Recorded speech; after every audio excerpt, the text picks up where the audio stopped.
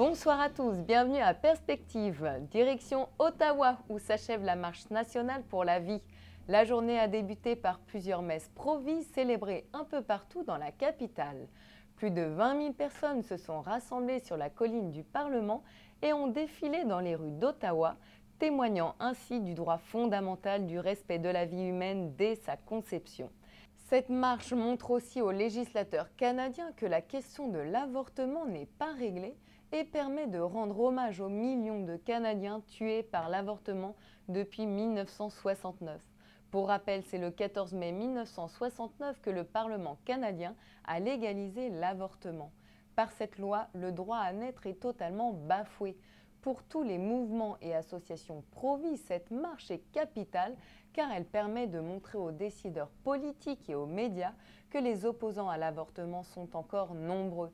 Cette marche permet aussi de former les participants et surtout les jeunes à toutes les questions éthiques et de dignité humaine. Le pape François a tenu à appuyer cette 17e marche pour la vie canadienne.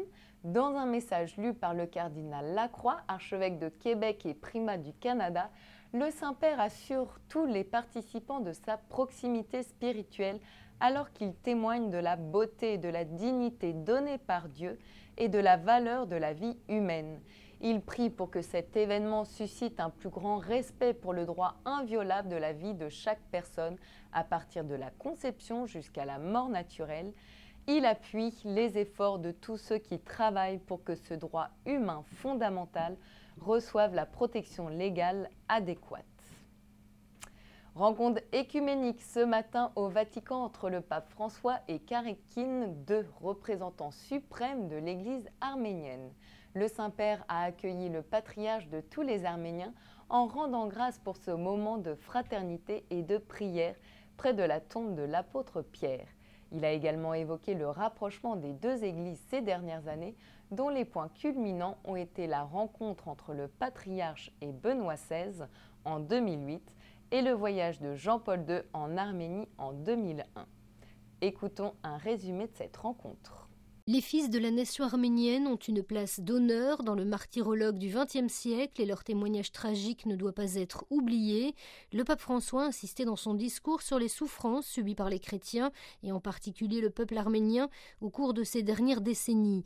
Des souffrances, a-t-il précisé, qui ont aussi apporté une contribution unique et inestimable pour la cause de l'unité entre les disciples du Christ.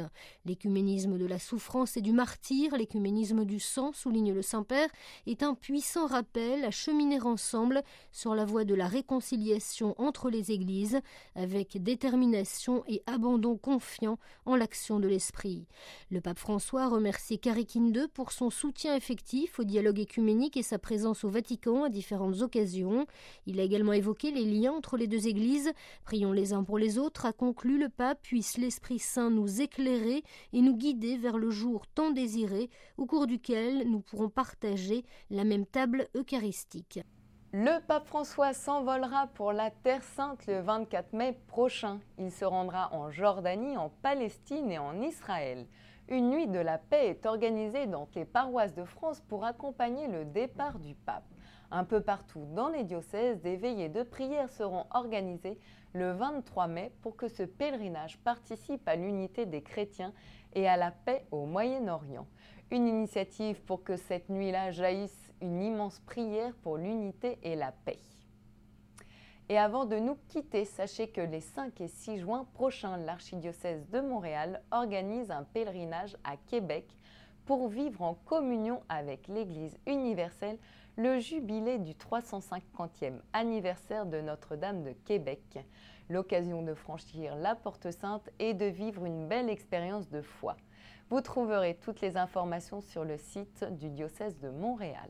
Voilà, c'est la fin de cette émission. Merci de l'avoir suivi. À très bientôt sur Ciel et Lumière.